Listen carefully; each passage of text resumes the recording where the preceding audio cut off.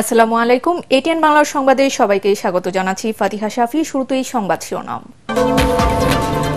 টানা 10 দিন বন্ধের পর বিকেলে সচল হচ্ছে মোবাইল ইন্টারনেট সেবা। 5 জিবি ডেটা বোনাস পাবেন সব গ্রাহক, জানালেন আইসিটি প্রতিমন্ত্রী।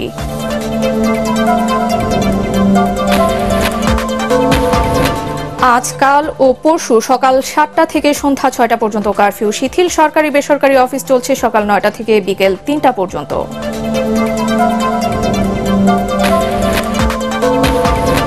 ঢাকা, খুলনা ও বরিশাল মহাসড়কের ফরিদপুর অংশে আশঙ্কাজনক হারে বেড়েছে সড়ক দুর্ঘটনা। এক বছরে 351টি দুর্ঘটনায় 277 জনের মৃত্যু। এবং মার্কিন প্রেসিডেন্ট নির্বাচনকে ঘিরে ট্রাম্প ও কমলা হ্যারিসের মধ্যে চলছে শীতল যুদ্ধ। ভোটারদের মন জয়ে দিচ্ছেন নানা প্রতিশ্রুতি। শুনছিলেন সংবাদ শিরোনাম, আর এবারে পুরো খবর। টানা 10 দিন বন্ধ থাকার পর অবশেষে সচল হচ্ছে মোবাইল ইন্টারনেট সেবা। ডাক, টেলিযোগাযোগ ও তথ্য প্রযুক্তি প্রতিমন্ত্রী জুনায়েদ আহমেদ পলক জানিয়েছেন, রোববার বিকেল 3টায় সারা দেশে 4G ইন্টারনেট সেবা চালু করার মাধ্যমে ফিরছে মোবাইল ইন্টারনেট। সকালে বিটিআরসি ভবনে মোবাইল অপারেটরদের সাথে বৈঠক শেষে তিনি এ তথ্য দেন। একই সাথে সকল গ্রাহক বিনামূল্যে 5 জিবি ডেটা পাবেন বলে জানান প্রতিমন্ত্রী। তবে তিনি জানান, ফেসবুক সহ অন্যান্য সামাজিক যোগাযোগ মাধ্যমের প্রতিনিধিদের আগামী 31শে জুলাই বিটিআরসিতে ডাকা হয়েছে। তাদের ব্যাখ্যা সন্তোষজনক হলে সেগুলোও খুলে দেওয়া হবে। কোটা সংস্কার আন্দোলন ঘিরে সৃষ্ট সহিংসতায় টানা 5 দিন সারা দেশে ইন্টারনেট সেবা বন্ধ থাকার পর গত 23শে জুলাই রাতে ব্রডব্যান্ড ইন্টারনেট সেবা চালু করা হয়। তবে মোবাইল ইন্টারনেট বন্ধই ছিল। এবার দেশের 13 কোটি গ্রাহকের মোবাইল ইন্টারনেট সেবা পাওয়ার অপেক্ষা শেষ হচ্ছে। আমরা সিদ্ধান্ত গ্রহণ করেছি আমাদের বৈঠক শেষে যে আজকে বিকাল 3টার সময় আমরা আমাদের মোবাইল নেটওয়ার্কে 4G ইন্টারনেট কানেক্টিভিটি আমরা পুনঃস্থাপন করতে পারবো ইনশাল্লাহ। এবং বিকাল 3টার পর থেকে সারা দেশে মোবাইল নেটওয়ার্ক 4G পুনঃস্থাপন করা হবে ইনশাল্লাহ, এবং তার জন্য প্রযুক্তিগত সহায়তা আমরা সবসময় দেব। আজ সকাল 7টা থেকে সন্ধ্যা 6টা পর্যন্ত শিথিল রয়েছে কারফিউ। আগামীকাল ও পরশু একই সময় পর্যন্ত কারফিউ শিথিল বলে জানিয়েছেন স্বরাষ্ট্রমন্ত্রী আসাদুজ্জামান খান কামাল।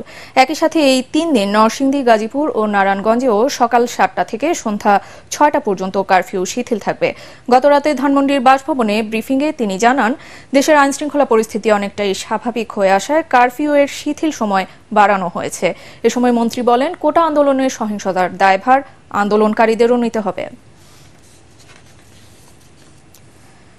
এদিকে আজ সকাল 9টা শুরু হয়েছে সরকারি বেসরকারি অফিস, চলবে বিকেল 3টা পর্যন্ত। আগামী মঙ্গলবার পর্যন্ত সকাল 9টা থেকে বেলা 3টা পর্যন্ত অফিস চলবে বলে জানিয়েছেন জনপ্রশাসন মন্ত্রী ফরহাদ হোসেন। তিনি আরও জানান, পরিস্থিতি নিয়ন্ত্রণে আসলে ধাপে ধাপে অফিসের সময় বাড়ানো হবে।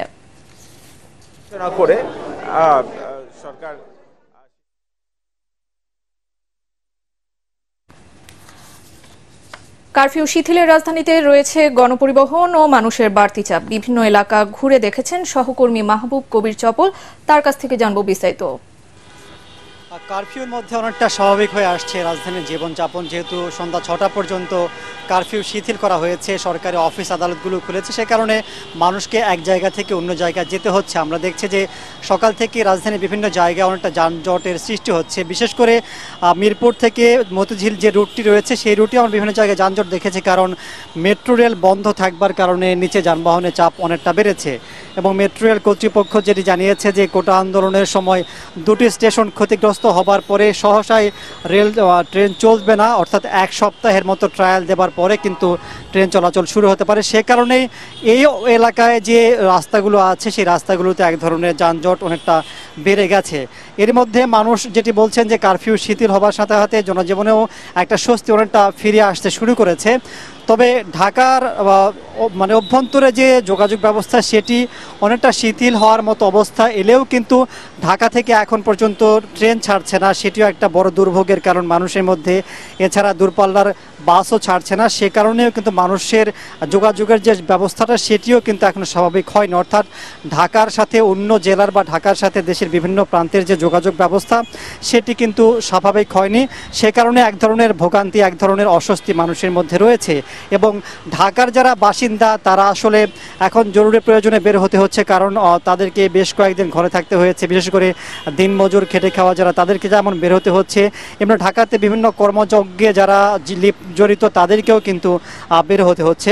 অর্থাৎ সময়ের সাথে অস্বস্তি যেটি ছিল সেটি অনেকটা কেটে যাচ্ছে, তবে কিছুটা উদ্বেগ এখনও রয়ে গেছে মানুষের মধ্যে। যে আন্দোলনটা হয়েছে সেই আন্দোলনটা সরকার যেমন নিয়ন্ত্রণে এনে দেশকে স্বাভাবিক অবস্থা নিয়েছে, পাশাপাশি যারা আন্দোলনকারী বা সমন্বয়ক যারা আছেন তারাও কিন্তু এক ধরনের আলটিমেটাম দিয়ে যাচ্ছেন যে তাদের দাবি দাওয়াগুলো রয়েছে, এবং তাদের কয়েকজন সমন্বয়কে ডিবি হেফাজতে নেওয়া হয়েছে সেটি নিয়েও তারা আলটিমেটাম দিয়েছে। সব মিলিয়ে তারা যে আবারও আন্দোলনে আলটিমেটাম দিচ্ছে সেটা নিয়ে মানুষের মধ্যে এক ধরনের উৎকণ্ঠা কাজ করছে, কারণ যে আন্দোলনের কারণে পুরো দেশ অনেকটা অচল হয়ে গিয়েছিল সেখান থেকে যে অবস্থা ফিরে এসেছে সেটি এক ধরনের স্বস্তি নেমে এসেছে।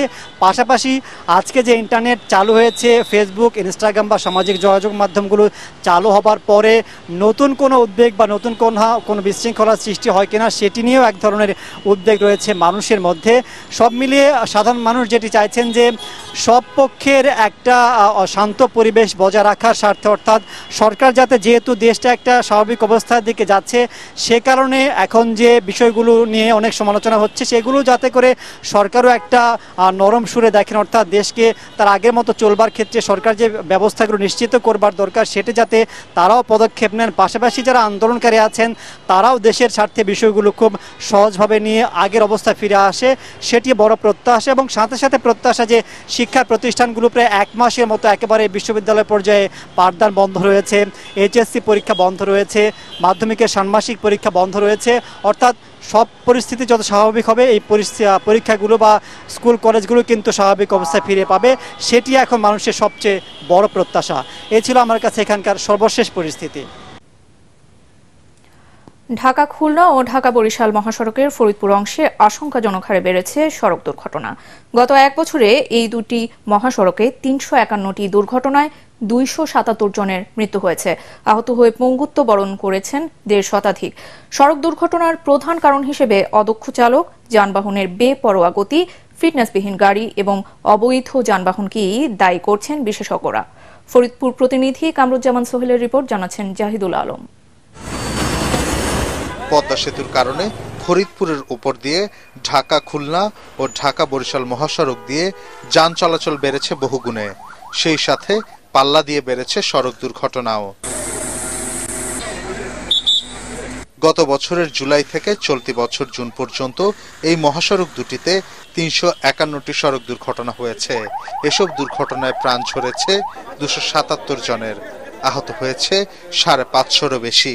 ওভার স্পিড, ফিটনেসবিহীন গাড়ি এবং চালকের অদক্ষতার কারণেই বর্তমান মহাসড়কে দুর্ঘটনার শিকার বেশি হচ্ছে। আমাদের পথচারীদের জন্য আসলে সার্ভিস লেন নাই, যার কারণে পথচারীরা সরাসরি চলতে পারছে না। অ্যাক্সিডেন্ট যাতে কম ঘটে তার জন্য প্রশাসন যারা দায়িত্ব আছে তাদেরকে নির্দেশ ক্রমে বললে ভালো হয়। মহাসড়কে অবৈধ 3 হুইলার সহ 3 চাকার যান চলাচল ও অদক্ষ চালকদের কারণে সড়ক দুর্ঘটনা বাড়ছে বলে মনে করেন চালকরা। এই অবৈধ নসিমন, করিমন, আলম সাধু, আপনার অটো, মাহিন্দ্র, আবার মোটর সাইকেলগুলোও যেভাবে এরা চলাচল করতেছে তাতে কোনো রকমের দুর্ঘটনা রোধ করা সম্ভব না। সরকার মহোদয় যদি আমাদের প্রত্যেক জেলায় জেলায় পেশাদারিত্ব চালক তৈরি করে, গাড়ি চালানো তো পারেই, কিন্তু পেশাদারিত্ব তৈরি করতে হবে। হাইওয়ে পুলিশ জানায় গত 1 বছরের সড়ক দুর্ঘটনা সহ বিভিন্ন কারণে মামলা হয়েছে 21,389টি, যেখানে জরিমানা আদায় করা হয়েছে 7,15,37,000 টাকারও বেশি। রাস্তায় রাস্তায় লিফলেট বিতরণ, বিভিন্ন জায়গায় সভা সেমিনার করা সহ বিভিন্ন কার্যক্রম গ্রহণ করেছি। এরই মাধ্যমে আমরা মানুষকে সচেতন করার পাশাপাশি আইন প্রয়োগে আরো কঠোরতা অবলম্বন করে সড়কে শৃঙ্খলা ফিরিয়ে আনবো এই আশা ব্যক্ত করছি। শুধু আশ্বাস নয়, মহাসড়কে দুর্ঘটনা কমাতে সংশ্লিষ্ট কর্তৃপক্ষ কার্যকর পদক্ষেপ নিলেই কমতে পারে মৃত্যুর মিছিল, এমনটি মনে করছে ফরিদপুরবাসী। Bureau report, ATN Bangla. যুক্তরাষ্ট্রের আসছে প্রেসিডেন্ট নির্বাচনকে ঘিরে ডোনাল্ড ট্রাম্প ও কমলা হ্যারিসের মধ্যে যেন শুরু হয়েছে শীতল যুদ্ধ। নির্বাচন ও মধ্যপ্রাচ্য ইস্যুতে পাল্টাপাল্টি মন্তব্য জমে উঠেছে তাদের কথার লড়াই, সেই সঙ্গে ছুটছে প্রতিশ্রুতির ফুলছুরি। তবে ট্রাম্প নেতানিয়াহুর পুরনো ঘনিষ্ঠতার মধ্যে কমলার বদলানো সুর ভোটারদের কতটা কাছে টানবে তার উপর নির্ভর করছে মার্কিন প্রেসিডেন্ট নির্বাচনের ভাগ্য। আরও জানাচ্ছেন শরীফুল ইসলাম।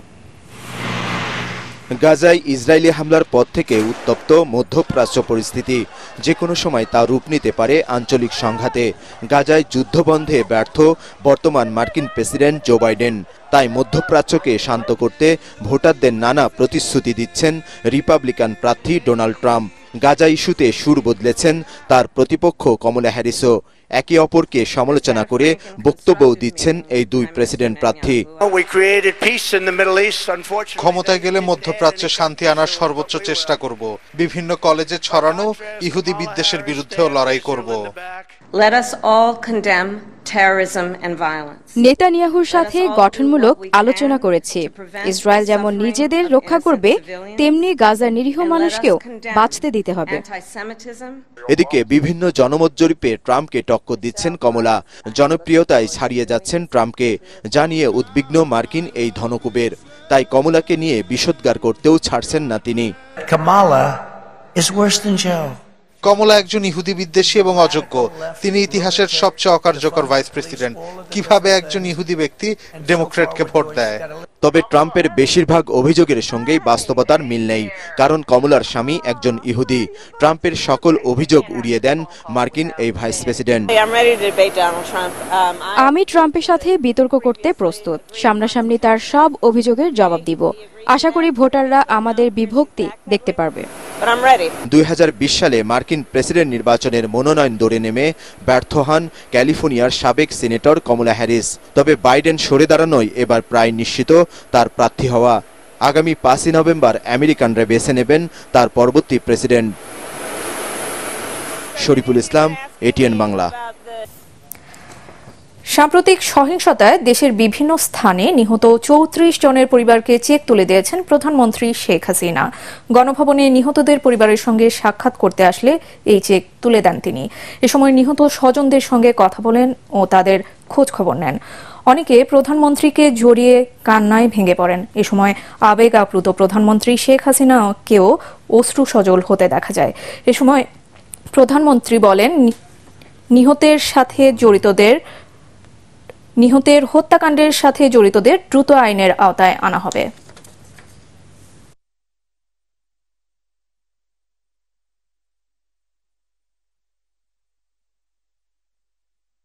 আমি আপনাদের মতনই একজন বাবা মা ভাই হারানো সেই এতিম, কাজে আপনাদের কষ্ট আমি বুঝি। আমি আছি আপনাদের জন্য, আপনাদের পাশে। আর আমার চেষ্টা থাকবে যারা এই খুনের সঙ্গে জড়িত খুঁজে খুঁজে বের করে তারা অবশ্যই যেন শাস্তি পায়, সেটাই আমার প্রচেষ্টা থাকবে। সেটাই আমি করবো। আপনাদেরও সাহায্য চাই, কারণ আপনাদের কাছে সাহায্য, যদি আপনারা কিছু জানেন সেটা আমাদের জানাবেন। কারণ এইভাবে বারবার বাংলাদেশটাকে নিয়ে খেলা, এটা আর হতে দেওয়া যায় না। সাভারে মৎস্য ও প্রাণী সম্পদ অধিদপ্তরের কার্যালয়ে ব্যাপক ভাঙচুর ও লুটপাট করা হয়েছে বলে জানিয়েছেন মৎস্য ও প্রাণী সম্পদ মন্ত্রী আব্দুর রহমান। সচিবালয়ের সংবাদ সম্মেলনে তিনি জানান, দুর্বৃত্তরা মোবাইল ভেটেরিনারি ক্লিনিক ধ্বংস করেছে ও কর্মকর্তাদের উপর হামলা করেছে। এছাড়া রংপুরে ভাঙচুর করেছে প্রাণী সম্পদ অধিদপ্তরের কার্যালয়। মৎস্য ও প্রাণী সম্পদ খাতে প্রায় 5 কোটি টাকার ক্ষয়ক্ষতি হয়েছে বলে জানান তিনি। সাম্প্রতিক সহিংসতায় প্রতিটি হতাহতের ঘটনার তদন্ত করে ব্যবস্থা নেওয়া হবে বলেও জানান মন্ত্রী।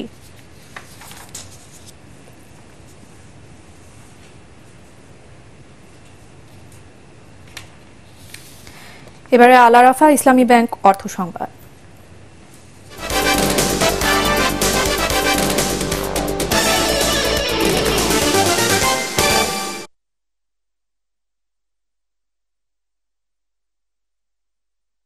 সহ চলমান পরিস্থিতিতে স্থবিরতা বিরাজ করছে ব্রাহ্মণবাড়িয়ার আখাউড়া স্থলবন্দরে।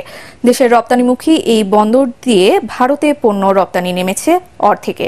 এতে কমেছে রপ্তানি আয়, ব্যাহত হচ্ছে স্বাভাবিক রপ্তানি কার্যক্রম। ব্রাহ্মণবাড়িয়া প্রতিনিধি ইসহাক সুমনের পাঠানো রিপোর্ট জানাচ্ছেন তামান্না জেনিফার। পণ্যবাহী ট্রাকের আসা যাওয়া আর পণ্য ওঠানামায় সবসময় সরগরম থাকে আখাউড়া স্থলবন্দর। এখন এই স্থলবন্দর একেবারেই নীরব। কারফিউয়ের প্রভাবে স্থবির রপ্তানিমুখী এ বন্দর। স্বাভাবিক সময়ে এ বন্দর দিয়ে প্রতিদিন প্রায় $2 লাখ মূল্যের হিমায়িত মাছ, রড, সিমেন্ট, প্লাস্টিক, ফার্নিচার সহ অন্তত 15 থেকে 20 ধরনের পণ্য ভারতে রপ্তানি হয়। এখন অল্প পরিমাণে মাছ ও সিমেন্ট ছাড়া রপ্তানি হচ্ছে না কিছুই। রাজস্ব আয়ও নেমে এসেছে তলানিতে। 11টা থেকে 3টা পর্যন্ত সব অফিস আদালত খোলা থাকা সত্ত্বেও আমাদের আখাউড়া কোনো ব্যাংক, আমাদের রেমিটেন্স কোনো ব্যাংকের কাজ আমরা করতে পারছি না বিদায় আমরা তাদেরকে পেমেন্ট করতে পারি নাই। একবারই গাড়ি চলে না, শুধু কয়েকটা মাছের গাড়ি যাইতেছে। আমাদের যেগুলো পণ্য রেডি ছিল এগুলো আমরা যত সম্ভব ম্যানুয়াল নাম্বারের মাধ্যমে আমরা একটা আবেদন করি, কাস্টমসের বরাবর একটা আবেদন করে আমরা ম্যানুয়াল নাম্বার নিয়ে আমরা যথারীতি এক্সপোর্ট করে দিতেছি। এতে ব্যবসায়ীরা যেমন আর্থিক ক্ষতির সম্মুখীন, তেমনি সরকারও হারাচ্ছে রাজস্ব। বিল এবং কাস্টমসের অন্যান্য বিষয়গুলো সবগুলোই অনলাইনের মাধ্যমে পরিচালিত হয়। তো যেহেতু অনলাইন বন্ধ, সেহেতু এটা স্থবির। তবু ওই মাছটা শুধুমাত্র পচনশীল হওয়ার কারণে এটা যাচ্ছে। আখাউড়া বন্দরের সহকারী কমিশনার জানান, পরিস্থিতি স্বাভাবিক হলে পুরনো রূপে ফিরবে বন্দরের কার্যক্রম। আমাদের এনডিআর এর নির্দেশনা যে কোনো পেরিশেবল গুডস বা রপ্তানি এগুলো ম্যানুয়ালি এখন করতে হবে এবং অনলাইন চালু হওয়ার সাথে সাথে এগুলা আমাদের যে সফটওয়্যার আছে সেই সফটওয়্যার এন্ট্রি করতে হবে। স্থবিরতা কাটিয়ে বন্দর পরিস্থিতি দ্রুত স্বাভাবিক হবে এমনটাই প্রত্যাশা ব্যবসায়ীদের। Bureau report, ATN Bangla. ডালপা বিল যেন কুমিল্লার বুকে একখণ্ড টাঙ্গুয়ার হাওর। মুরাদনগর উপজেলায় এই বিলটি ইতিমধ্যেই জনপ্রিয় হয়ে উঠেছে সামাজিক যোগাযোগ মাধ্যমে। বিলের অপরূপ সৌন্দর্য দেখতে প্রতিদিনই বাড়ছে দর্শনার্থীদের আনাগোনা। কুমিল্লা প্রতিনিধি খায়রুল হাসান মানিকের রিপোর্ট, জানাচ্ছেন ঐশী গোস্বামী প্রমা। কুমিল্লার দর্শনীয় স্থানগুলোর মধ্যে ডালপা বিলের নাম না থাকলেও দিনের পর দিন পর্যটকদের কাছে বাড়ছে এর আকর্ষণ। ভ্রমণ পিপাসুদের মতে হাওড়ের চেয়ে কোনো অংশে কম নয় বিশাল এই বিলটি। বিলের মাঝে সবুজ ঘাস, নির্মল বাতাস আর বর্ষার টইটুম্বর জলরাশিতে সহজেই মিলে প্রশান্তি। আশেপাশে এলাকাটাকে হাওড়ের মতো মনে হচ্ছে, খুব ভালোই লাগছে। অনেক মানুষ এখানে আসছে, ভিড় জমাচ্ছে, খুব ভালো লাগছে। বাচ্চাদের নিয়ে আসছি, ওরা আনন্দ পাচ্ছে। ডালপা বিল ফেসবুকে একটা ভিডিও দেখছিলাম, দেখার পরে এখানে ঘুরতে আসছি বন্ধু বান্ধব নিয়ে। আসলে জায়গাটা অনেক সুন্দর। সিলেট যে হাওর আছে, তবে আমি মনে করি ওই হাওর থেকে এটা কম না। প্রতিদিন হাজারো দর্শনার্থী ভিড় করেন ডালপা বিলে। দর্শনার্থীদের নিরাপত্তা সহ নানা উদ্যোগ নিয়েছেন স্থানীয়রা। এখানে যে জায়গাটা পর্যটক হিসাবে লোকের আনাগোনা দেখে আমরা তাদের জন্য এই যে আপনার টিউবওয়েল, তারপরে আপনার স্যানিটারি ল্যাট্রিন এবং খাবার, নিত্য প্রয়োজনীয় খাবারের ব্যবস্থা করছি। আমরা গ্রামবাসী আমরা বিদ্যুতের জন্য এবং পর্যটক হিসেবে যারা আসছে নিরাপদ এবং খাবারের ভালো মানের ব্যবস্থা নিতে। প্রয়োজনীয় উদ্যোগ নিলে এই বিলকে ঘিরে জেলায় গড়ে উঠতে পারে বড় পর্যটন কেন্দ্র, এমনটাই মত আগত দর্শনার্থীদের। Bureau report, ATN Bangla. সংবাদের পর্যায়ে থাকছে আন্তর্জাতিক সংবাদ।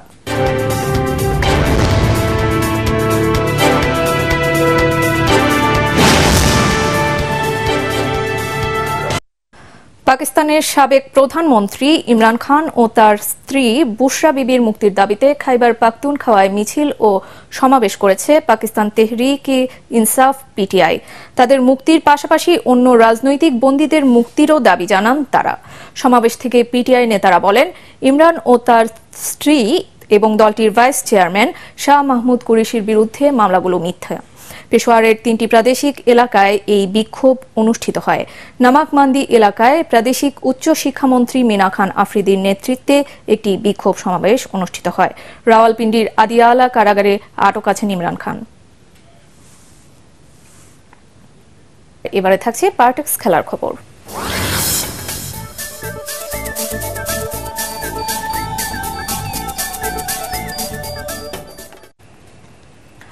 তিনটি স্বর্ণসহ 5 পদক নিয়ে প্যারিস অলিম্পিক গেমসে টেবিলের শীর্ষে আছে অস্ট্রেলিয়া।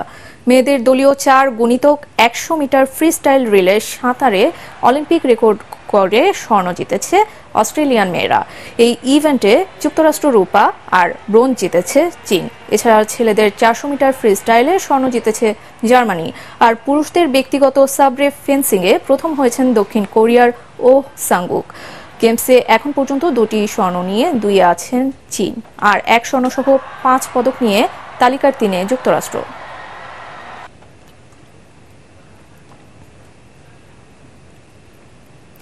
যুক্তরাষ্ট্রের লিগস কাপে মেসিকে ছাড়াই পিউবলার বিপক্ষে 2-0 গোলে জিতেছে ইন্টার মায়ামি। ফ্লোরিডার চেজ স্টেডিয়ামে বল দখল আর আক্রমণে শুরু থেকেই এগিয়ে ছিল বর্তমান চ্যাম্পিয়নরা। খেলার 9 মিনিটে রোহার গোলে এগিয়ে যায় তারা। 16 মিনিটে গ্রেসেলের শট পোস্টে লাগলে ব্যবধান বাড়াতে পারেনি টাটা মার্টিনোর দল। প্রথমার্ধের মতো দ্বিতীয়ার্ধেও মেক্সিকান প্রতিপক্ষকে চাপে রাখে মায়ামি। তার এই ধারাবাহিকতায় 72 মিনিটে লুইস সুয়ারেজ দলের হয়ে দ্বিতীয় গোলটি করেন।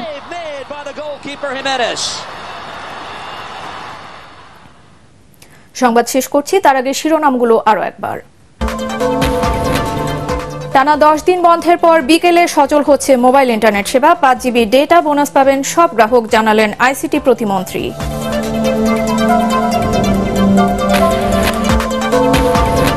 আজ, কাল ও পরশু সকাল 7টা থেকে সন্ধ্যা 6টা পর্যন্ত কারফিউ শিথিল। সরকারি বেসরকারি অফিস চলছে সকাল 9টা থেকে বিকেল 3টা পর্যন্ত।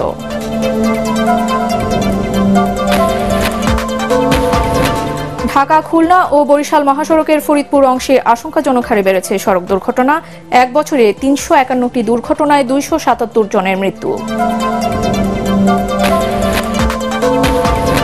এবং মার্কিন প্রেসিডেন্ট নির্বাচনকে ঘিরে ট্রাম্প ও কমলা হ্যারিসের মধ্যে চলছে শীতল যুদ্ধ। ভোটারদের মন জয়ে দিচ্ছেন নানা প্রতিশ্রুতি। পরবর্তী সংবাদ দেখার আমন্ত্রণ জানিয়ে এখনকার মতো শেষ করছি। এটিএন বাংলা সংবাদ ইউটিউবে দেখতে ব্রাউজ করুন, youtube/ATN Bangla News। ধন্যবাদ।